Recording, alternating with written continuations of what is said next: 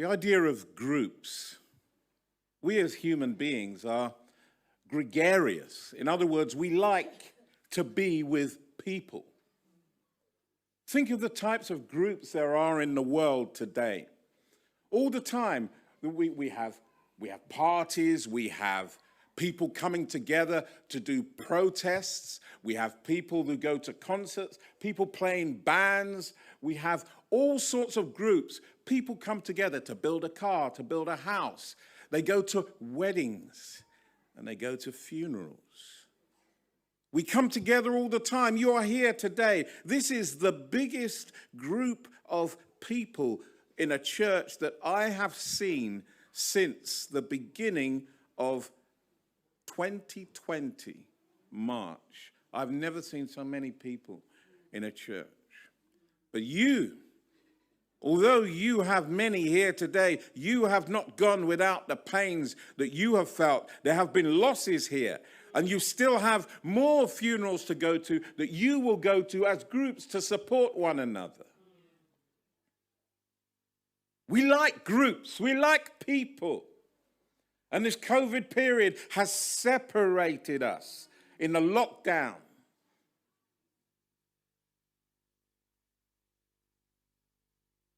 Individualism can be good as well.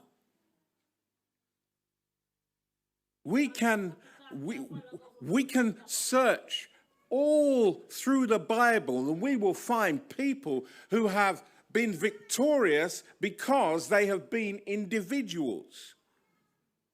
Individualism has its place because the danger is in the group we can lose our individuality and forget who we are and hide within the group.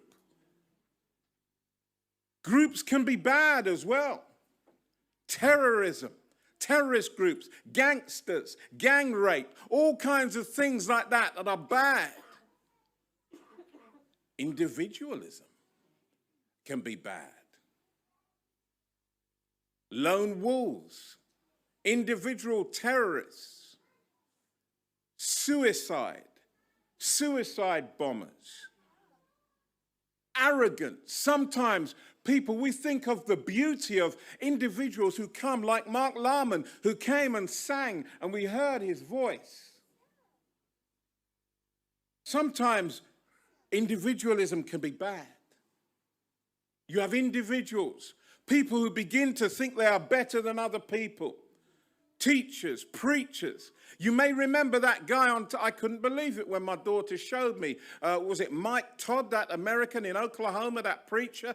What happens to people who they spend their time up here preaching and people say, that was a good sermon, and then you begin to feel more highly of yourself than you ought to feel, so that you can now come along and spit on your hands and rub it in the face of someone up there who told you you were Jesus in COVID time.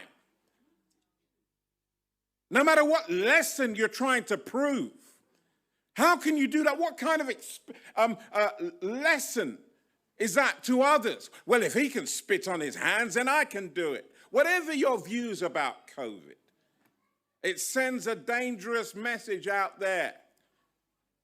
But the brother apologized afterwards. We can't change the past. We can only learn from it. And so what we find, God himself, sometimes he wants us to be together. Hebrews 10:25. Do not forget what? The assembling of yourselves together. That's right. As you see the time approaching, Genesis 2 and verse 18. It is not good for man to be alone. But sometimes God wants us to be as individuals. Ezekiel chapter 14 and verse 20, it says what? As I live, saith the Lord, ye shall deliver neither son nor daughter, but each of you shall deliver yourselves by your own righteousness. See, we come here as a group to praise God, but we stand before the judgment seat alone. Alone, but not by ourselves. For we, each one of us, have someone who has come and he has died. He has died for us to take that which is due to us so that we do not stand before the judgment seat alone. Jesus has trodden this road before. And you know something? When he came here, I like it in what it says in Mark, although it's the shortest one. I just love the way it puts it. In Mark chapter 1 and verse 12, it says that the Spirit drove Jesus into the wilderness. You see, when you think about the mind and the Spirit, I mean, what is it that makes me, Adrian? I mean, if I were to have an amputation and you took this leg, would that leg be Adrian? Would that be me? If you took an arm or a hand and you took it off and you put it there, is that leg or that arm, is that me? What is me? I perceive myself somewhere behind my eyes, between these two ears, where my teachers have told me there was nothing. But in here, this is where I perceive myself to be. And I would say that you all have that same experience. The entity, the essence of who you are, your spirit. And it's amazing. This world has demons in it. And what has happened?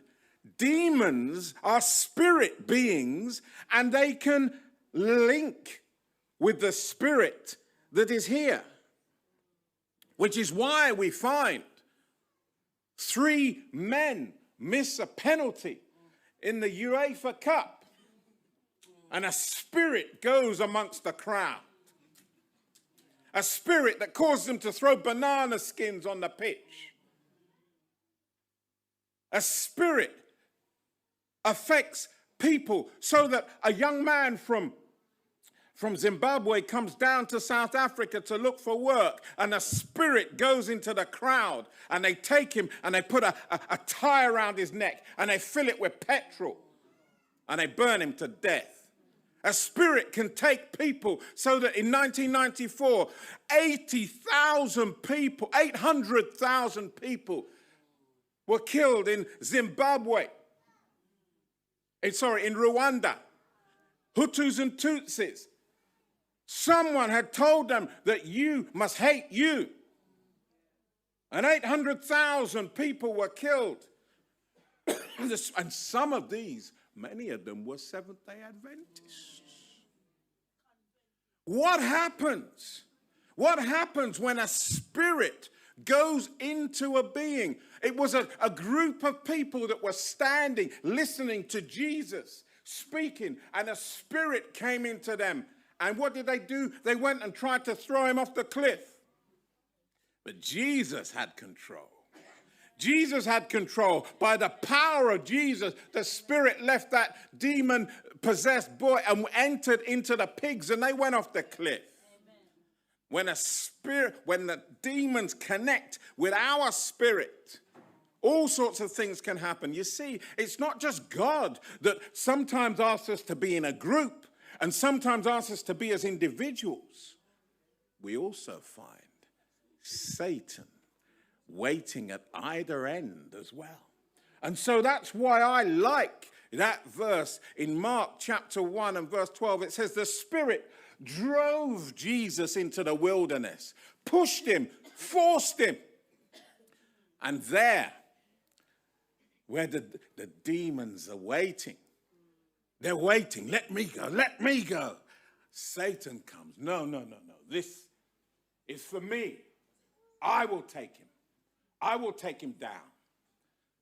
Satan waits for 40 days and nights. I don't know how tall Jesus was, but some writers say he was the tallest apart from Judas.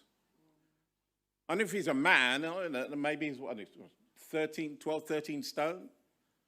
It wasn't a big, we understand it, but after starvation comes in and the ketones start to come off the breath and everything like this, after 40 days and 40 nights, this man of maybe 6'2", 6'3", could have weighed under 8 stone, because what happens during starvation, the body starts to feed on itself. First of all, the fat is absorbed, then the muscle begins to be absorbed. And so he's now in this situation. And what happens? The devil comes to him at this. Do you know something? If you're starving and you can't do anything about it, it's amazing how easy it is to starve when there's no food. But you imagine that you're starving and you have the power to feed yourself, to make the stones by, we say magic. We don't like that word, but all magic is science that we don't understand. By the miracle, by intervening in nature, Jesus had the power to make the stones bread. And so Satan comes with the first temptation. Turn these stones into bread. And Jesus says, ye shall not live by bread alone. So Satan comes again. Do you know, I thought about this other temptation when he takes him up into a high place, the temple, and says, cast yourself down, because it is said, it is written, that your angels will have charge and they will save you. So the idea is that Jesus would be at the pinnacle of the temple and he would jump down. And as he's going down, the angels would come from heaven, whoom, and they would save him so that he wouldn't collapse.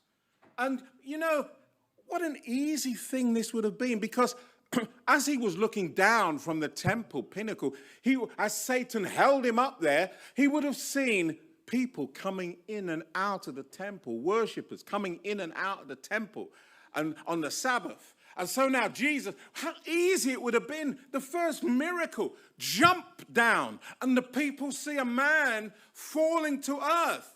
And then angels come just at the last minute like Superman and come down and save him. What a brilliant miracle that would have been. How easy it would have been for Jesus. Why didn't he do that? He would have had to do all the 3 years. Straight away they would have believed. But he said no. He refused. He resisted. And then Satan makes a muck of the whole thing. Okay, take care, Sonia. All the best to you. God guide and bless you. But listen. Satan ruined his whole plan. There's a thing, when you're so taken up with yourself, when you're so taken up and you have an idea of yourself, Satan ruined his whole thing. He couldn't resist it. After he'd done all those amazing temptations, he couldn't resist it. What did he do? Listen, I'll give you all these things if you'll worship me. He ruined his own plan. Can you imagine his old demons laughing at him? At the end, it was all about him. So he failed. And it says that he left Jesus for a season. And so this idea of the Spirit, this idea of the group, this idea of the individual, we have to work out which it is that is best for us in certain situations.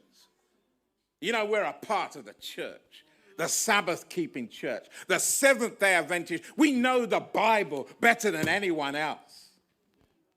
It was Sabbath keepers that crucified Jesus. Sabbath keepers. It wasn't the Romans. They were just a tool. It was Caiaphas. It was his idea. It was Judas. He moved forward. Sabbath keepers. Oh, we're vegetarian.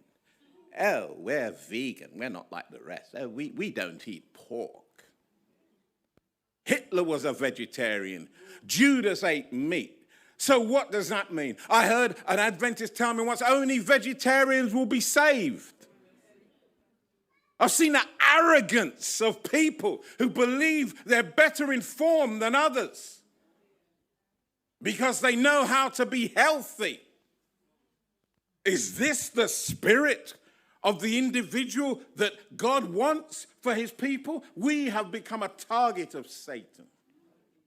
And we have to keep the balance. Not only do we have to know whether to be an individual or whether to be in a group, we have to know whether, we need to know how to react to people, to be humble with the knowledge that we have, so that we can get past the barriers of other humans. They see our humility.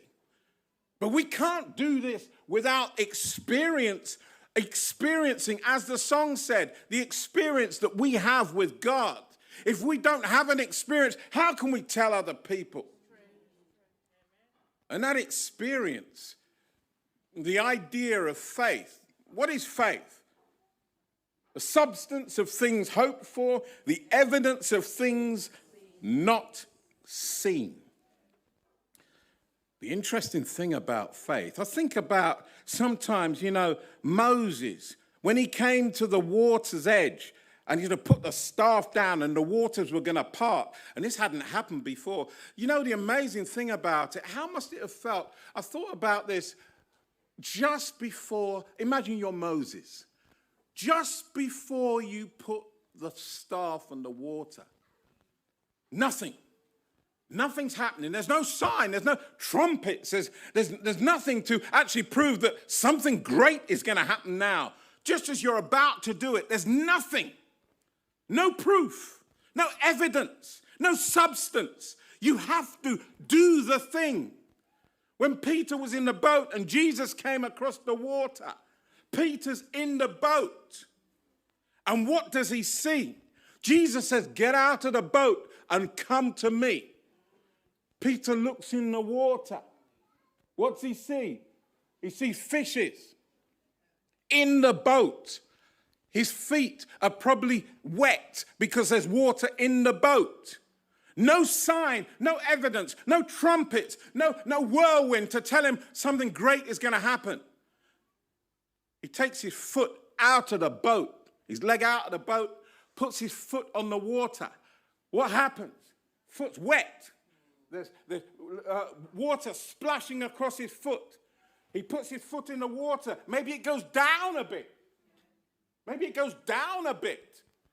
He puts his weight onto the water. The foot goes down a bit. Why? No sign. Why does the foot go down a bit? Because he hasn't taken his other leg out of the boat and he hasn't put his full weight on the water. So nothing out of the normal happens until he separates himself. Even when he's put both feet out of the water, he's still got a hand on the boat. His feet, maybe they're going down. His feet are getting wet. What has he got to do? He's got to let go. And no sign whatsoever until he lets go. Then the miracle kicks in. My son, we were on holiday. We were on holiday in Florida. And we were in this queue. And I said to Tristan, he was littler than me then. I said to him, go and sit down. Go and sit down with Mummy. And he was, 7? And he was standing looking at me like this. And I noticed he's just looking like this. I thought, what's going on? Tristan, go and sit down.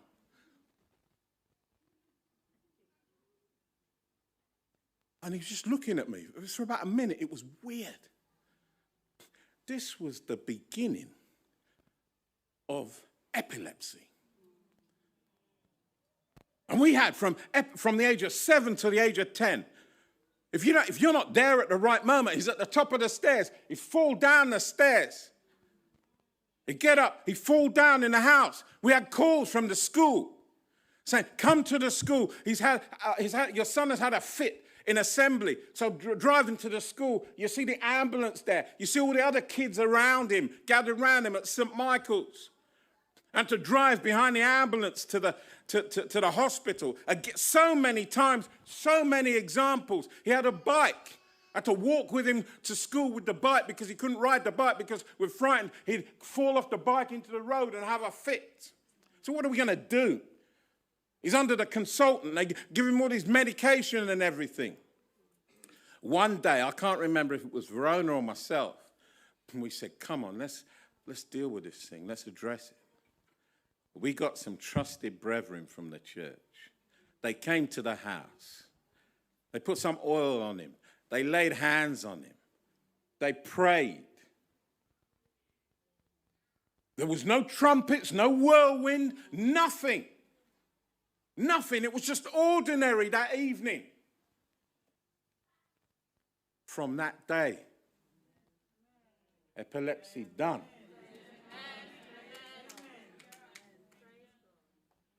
And so, this is what happens. We have to trust God. The evidence, the substance, it's not seen until we make the move. Now, we are as a group here, a body. It's wonderful. We come to praise God. Do not forsake the assembling of yourselves together. But this group is made up of individuals. We won't be saved as groups. We will be saved as individuals. We'll be lost as individuals. We must not forget this. It is relationship between us and God. And sometimes, some situations in your life, you're alone. You're alone, but you're not by yourself. There was something that happened in 2013 in Humberside, in this country. There was a man, 77-year-old man. Now, before I come to that, I remember amazing thing. Two things. One, we went on holiday some years ago, went to Zimbabwe, and we're going over Lake Kariba. And it was in a little Cessna. This is before the kids were born. So it was me and Verona and the pilot. And he gave me the controls. I said, what? He gave me the controls. He said, come on, have a go. And I saw the horizon there, and I just lifted the hand controls, and suddenly the horizon just disappeared. And that terrified me, and I dipped it like that, and then the horizon came back again. I said, thank you, that's a wonderful lesson. I gave it back to him. And a little while after that, with the three of us, we thought, when the kids were born, let's get a birthday present for Mum. I said, well, let's get her a flying lesson. And so we took it to this aerodrome. I can't remember where it was now, Hackney Green or something. I can't remember. But we went there, and she had, a little consultation. She didn't know what we were going to do. But then she found out she had to go in the plane with this guy. And we saw them take off, and the plane went over there, and three of us were standing looking at this, and he was showing her what to do. And you saw the plane bank like this, and then he brought it into land. Then she had to do it. And we stood there, hands in our pockets like this, and we saw her. We saw her at the controls. The plane went up, and it went over, and it banked, and it came round, and it went round and landed. And she did it. Well, she told us she did it. And she landed the plane. We were so proud of her. And I tell you something. I was waiting with such excitement for when my birthday came on January the 2nd. Socks. And underpants. But in 2013, in Humberside, there was a man, 77-year-old man, and he was in a plane having flying lessons like Verona. And he went up in the plane. Now, picture yourself in his position. He went up in the plane. There's two of them in a little Cessna. And they've gone up. Some of you might know what I'm going to say next. The pilot collapsed and he did not recover. Now this man, this 77-year-old man, John Ripley, he was able to, in the panic, contact the control tower. And there was a man in there, he's called Roy Russell. You can check this online. There are a few other examples of this. This man, Roy Russell, from the control tower, told him, now look on the control panel, there's this, and you do this, and you do that. And the man on the control tower flew him down. And the plane landed bumpily, the plane landed like that sort of thing. And then it came up like this, and now the old guy, he's in the plane's on the ground going at speed, and it's heading towards a wall, and he can't reach the brake. And he's trying, and just at the last minute, he managed to reach the brake as it crashed into the wall, and he survived. Alone, but not by himself. Huh? This year, this period of time, some of you work in the NHS. Yeah, you work with teams, in groups. But what has happened to some people up until this point, things have changed. But let's go back just a little bit. Some folk have been told that you've got to take the jab or your job is at risk. Now, I'm not here to advise anyone as to whether they should take the vaccine or not. I'm not here to tell anyone what's in the vaccine or anything like that. We know the mandate has gone back now. And people are, that mandate isn't there. But remember, and we know of people who are told you're going to lose your job. They had to go into meetings. So suddenly now they become the individual. They ain't part of the team because they've decided for whatever reason, issues of conscience, that they weren't going to take the vaccine. Whatever your views, that's beside the point. But they decided they ain't going to take the vaccine on a matter of conscience. And they were threatened with their job and all these meetings and the stress of it. I've spoken to some of them, but yet they still kept going. They still kept going. And here we are now.